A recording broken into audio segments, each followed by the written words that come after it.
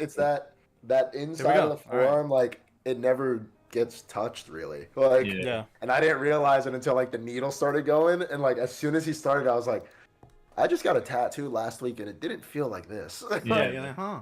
Why does it hurt? And then the elbow. Oh, we're bro. streaming, the elbow by the and the way. funny bone.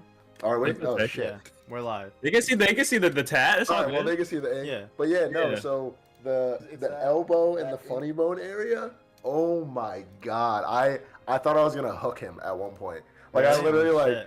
Because he kept on going over to shade on my funny bone, and I was just laying there. I was like, "Oh my fucking god!" Like, Stop it right now! And I could hear it. I could hear the needle just like bouncing off my bone, and I was like, "Oh my god!" Oh shit!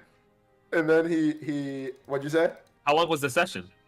The session was like, trying to think. It was probably like it was only Why is it dropping from maybe 3.5 hours. Really? Wow. Yeah, but it was like. Literally, it just kept bouncing off my bone. And I was like, "Oh my god!" But we finished, and he was like, "You good?"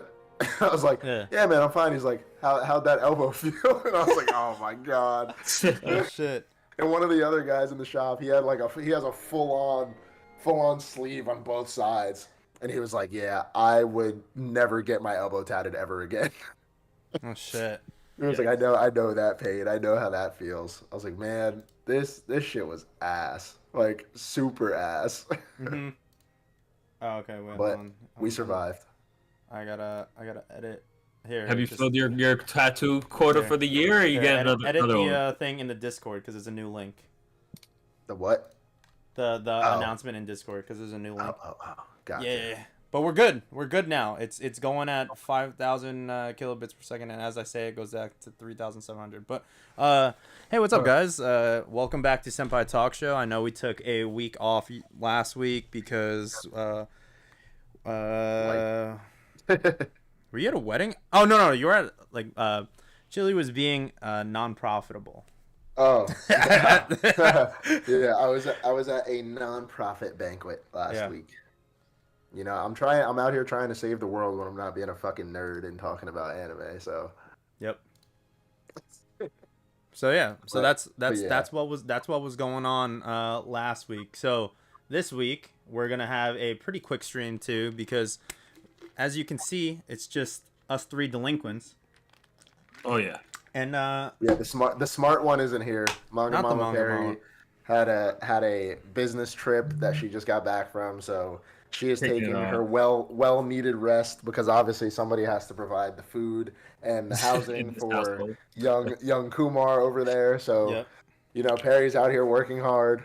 Oh my gosh, but she will not be joining us tonight, but yeah. Okay. So welcome everybody. We won't sound as dumb because she's not here to prove how much smarter she is than the rest of us. Yeah. So let's see. Does this chat actually work in the in OBS, or am I just like typing into nothing? Did I just type Kumar? You did, but I see it on the YouTube chat, not like but nothing came up. Oh, motherfucker! Oh wait, something just popped up. The YouTube chat shows up, but I don't know about the Blackboard chat, if that makes sense. If you know what I'm talking about. Like, all right. Well, regardless, today we're going to be I guess. Hey everybody, it's us. Me, Chinn was behind the ones and twos. We got Mr. Chili over there, Mr. TikTok himself, and we got young Kumar here. Burnsy, bro, we already went over this. We already went over this in the Discord. You know who doesn't have 10 million likes? Me. Burnsy does. That's true. I didn't hit 10 million, but I hit 5,500 followers. You know what I mean? You know, support the little small businesses out here. You know what I mean? The Ichigo of no, I'm the Aizen. I'm the Aizen of the boys. Yeah. I literally just summoned them. I said, hey boys, I know you don't watch Bleach, but you should. But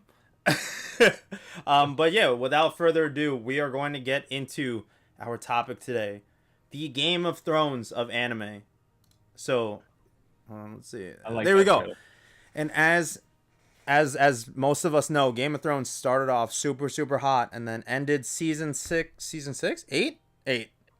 8 seasons of Game of Thrones. Season 8 was left something to be desired, I would say. It did. It would have been nice to be able to like see anything in season 8 because the season was just dark.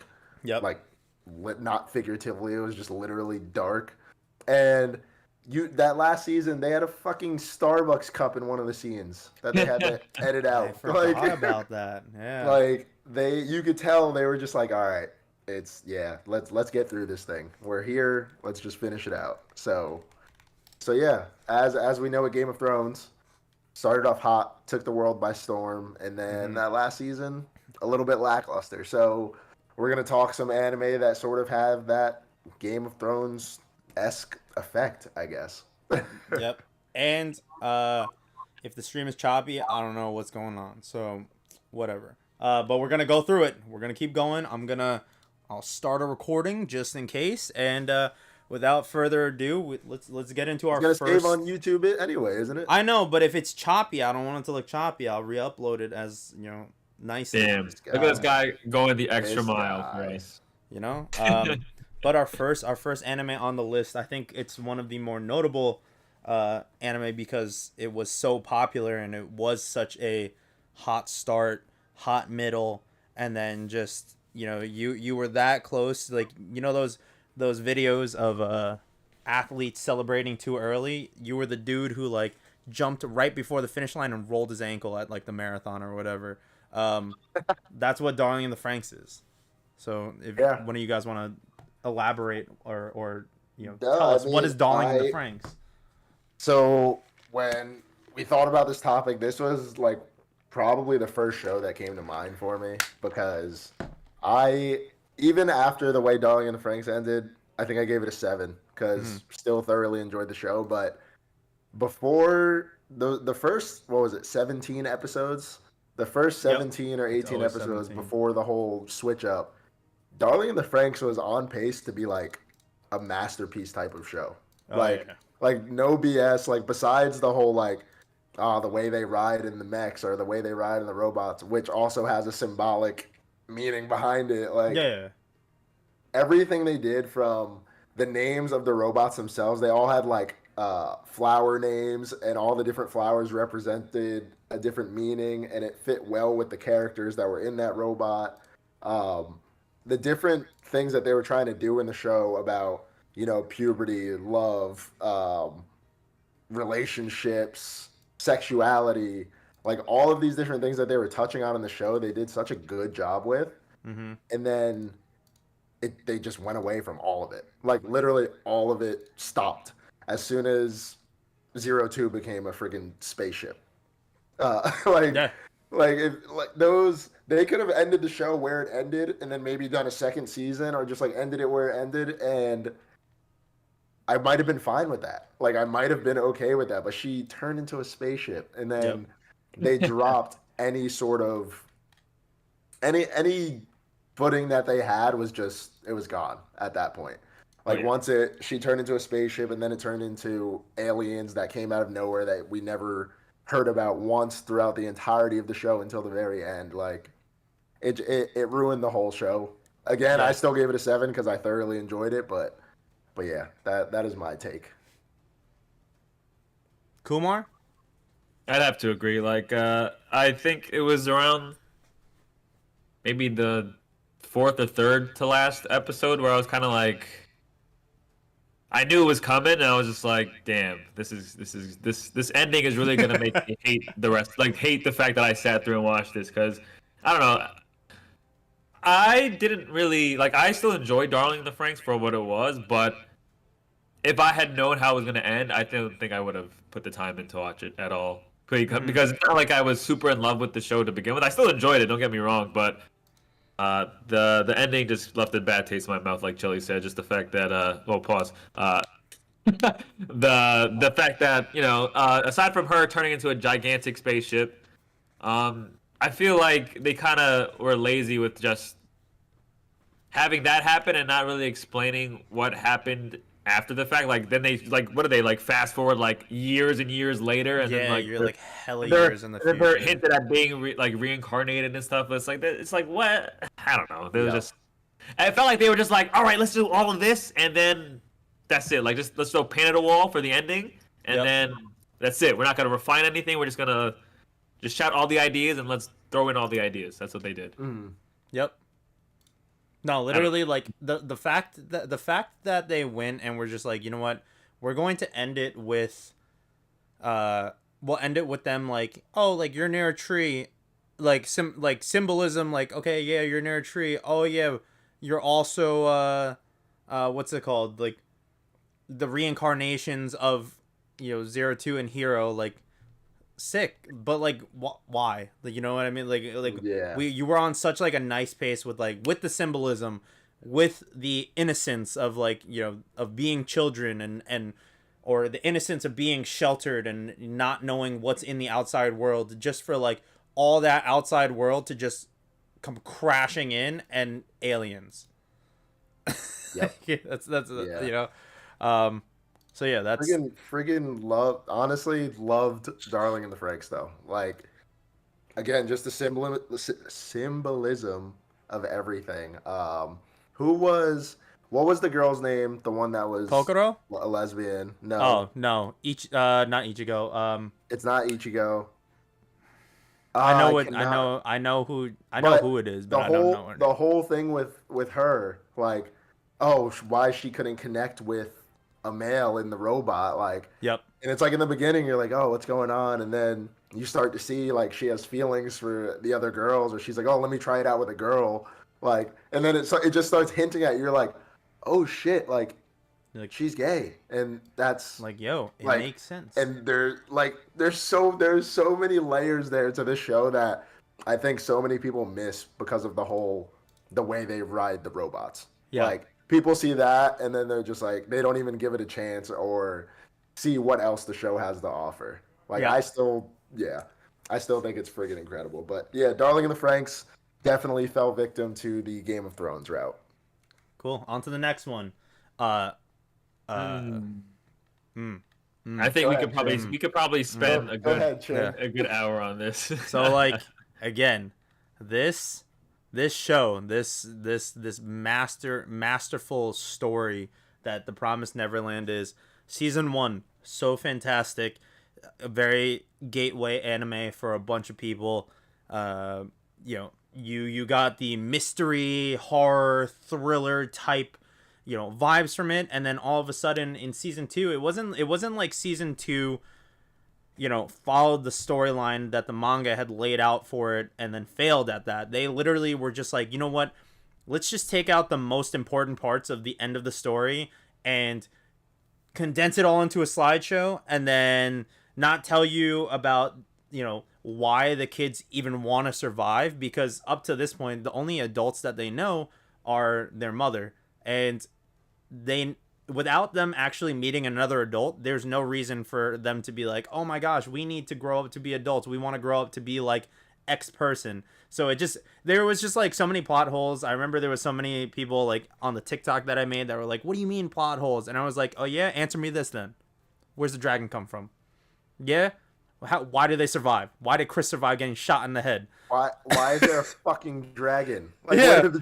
Yeah, like, where's the dragon, huh? And yeah, it was just one of them that was just simply no good. If you can read it, and The Promised Neverland season, like The Promised Neverland, probably if you read it, 9 out of 10, 10 out of 10 potentially.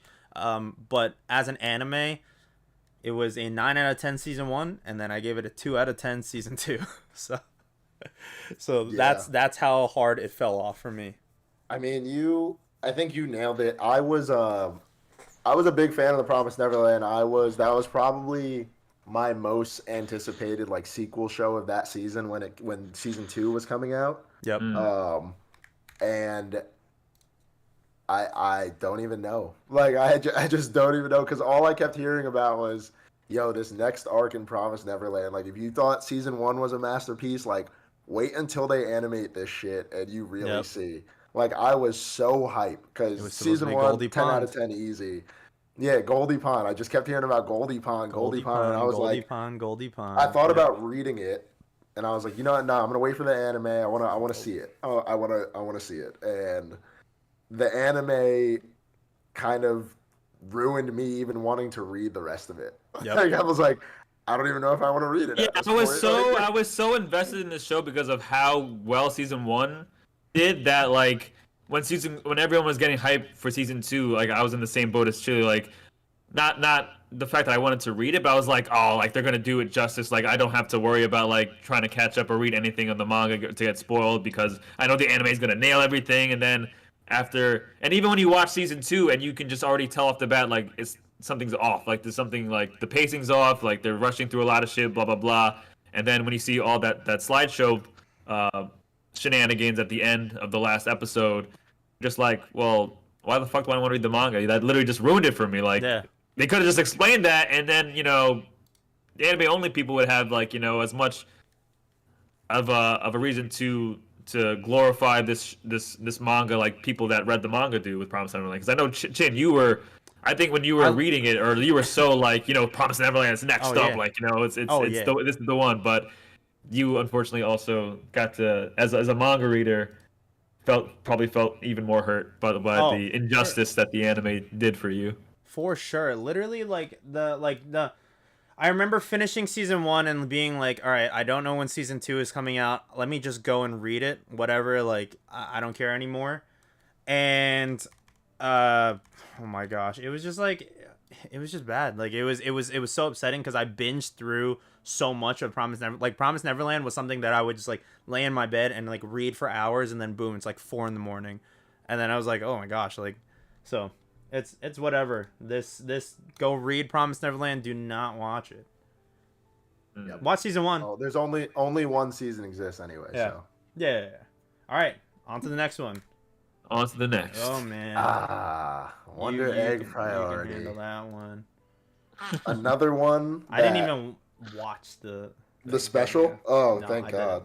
Well, this is another one that the first. Really, the series itself, like the season 1, I guess you would call it. Season 1, masterpiece. Yeah. Everything about it was incredible. The ways that it explored, and trigger warnings here for some people, the way it explored suicide and depression and dealing with trauma and all these different things that it dealt with. Yep. It did it in such a way that it wasn't just like thrown in your face. It was surprising first off in that first episode when the world suddenly just like went dark when she got the egg or whatever. Yeah. But they did it in such a creative way where you got to learn a lot about each of the characters and the things that they struggled with and why they were the way they were, the people that they lost, why it affected them so much. Like masterpiece as far as just like a psychologically thrilling show. And then so the show ended in kind of like a weird way where it was like, all right, we just hit another plot point and we got a little bit of it, but like there's a lot more there. So it was kind of like, all right, we're definitely going to get a season 2 or we're going to get a special or a movie or something. Yeah. We get the special announced and I was like, all right, bet. We're going to get a solid ass ending to this series. Let's go. The special was... Oh yeah, tell me, what is the special? 40, what is the special? So basically the special was basically 40 minutes of a recap of everything. Okay. And then 20 minutes of new content that just didn't make sense. Like it was just rushed. Like so rushed. It's like typical like Cloverworks type of anime where it's like, all right, we're gonna make it look really good, we're gonna do really well in the beginning, and then like when they get to the end, it's almost like they're like, oh fuck, we never finished it.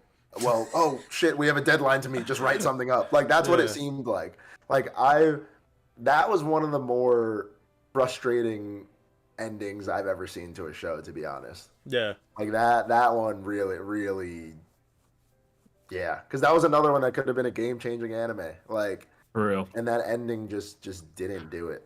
It just did not do it at all. I hate when shows and movies or just any type of medium.